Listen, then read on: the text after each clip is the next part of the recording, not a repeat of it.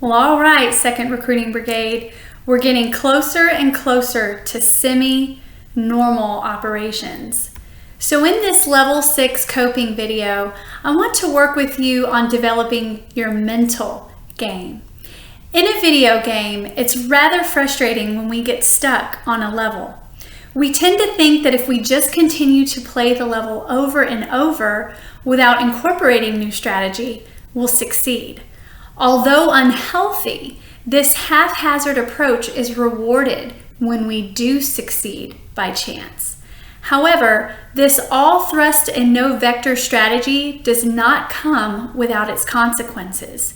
In the game or in reality, we get tired, burned out, overstressed, disillusioned, and we might even lose position as a result.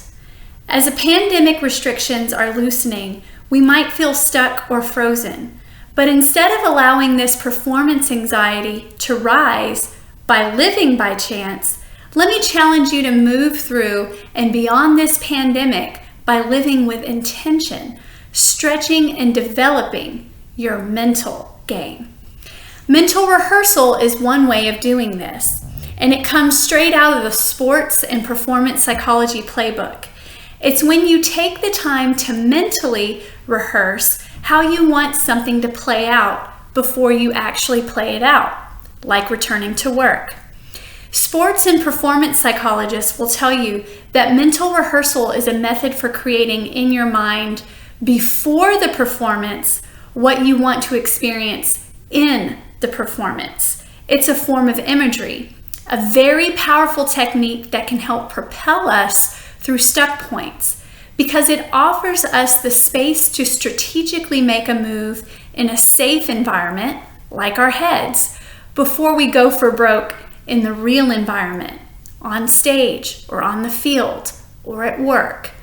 Mental rehearsal is a process to get more out of what you imagine. If you imagine success, you get more success. If you imagine failure, you get more failure. Please note that this is not about positive thinking.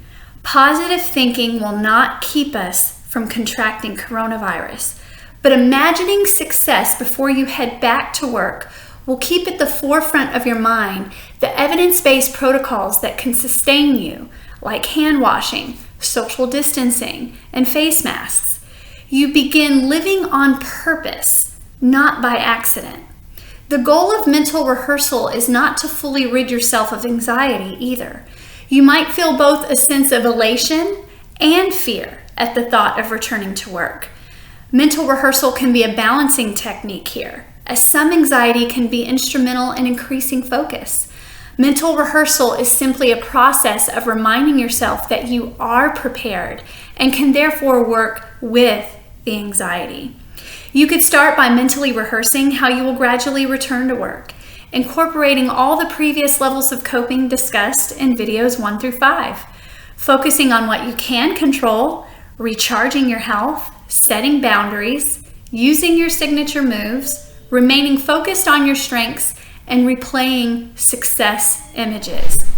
The moment you start focusing on what others aren't doing, you start losing focus on what you are capable of doing. And for the eternal pessimists in the audience, I love what an author said. He said, mental rehearsal is a method of preparing for the worst by performing at your best. I discussed this in level 5, unlocking your signature move, which forces you to focus on your skills and strengths, not your weaknesses. The same is true in mental rehearsal. A sports and performance psychologist does not assist the musician or athlete by focusing on vulnerabilities or prior mistakes. Instead, they assist them in focusing on their strong suits and prior successes and how they can apply them to their current fears. Again, the focus remains on what is right with you rather than what is wrong with you. My favorite theorist, Steve DeShazer, wrote, "What you choose to focus on is what will be magnified."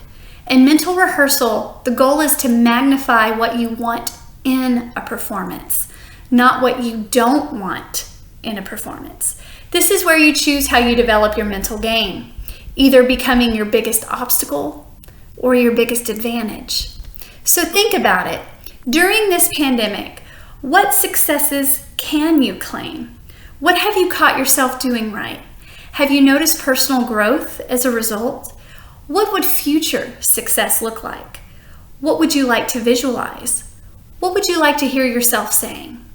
Let me leave you with a quote from Tony Dungy, the great Indianapolis Colts coach, who agrees with the power of mental rehearsal.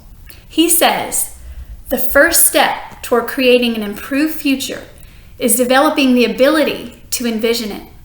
Vision will ignite the fire of passion that fuels our commitment to do whatever it takes to achieve excellence. Only vision allows us to transform dreams of greatness into the reality of achievement through human action. Vision has no boundaries and knows no limits. Our vision is what we become in life." I'll see you again soon, and until then, stay strong in the game.